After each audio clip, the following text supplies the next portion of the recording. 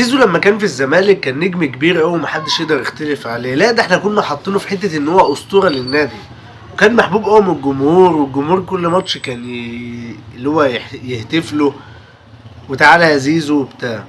وكان واخد تقدير كبير من الزمالك ومن جمهور الزمالك، وكان اتحط في زون ان هو اسطوره للنادي، وكان عامل كل حاجه في الملعب بصراحه، كان بيدي 100% من اللي عنده جوه الملعب. يشاء القدر ان زيزو مش عارف ايه اللي حصل له، او قال لي جد يعني مع الزمالك، يقوم رايح ماضي في الاهلي، يروح النادي الاهلي هناك، فدي تعتبر خيانه.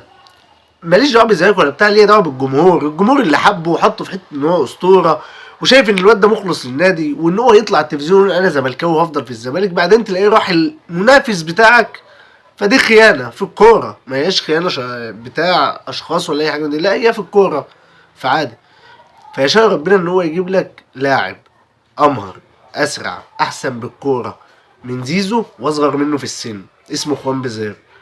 فبجد والله الواحد بيحمد ربنا على اخوان ده، وبيحمد الظروف ان احمد سيد زيزو ما جددش مع الزمالك، وان احنا جالنا لاعب زي خوان بزيرة 23 سنه وبياخد 350 الف دولار، لا وامهر واسرع واحسن بالكوره 100 مره من زيزو.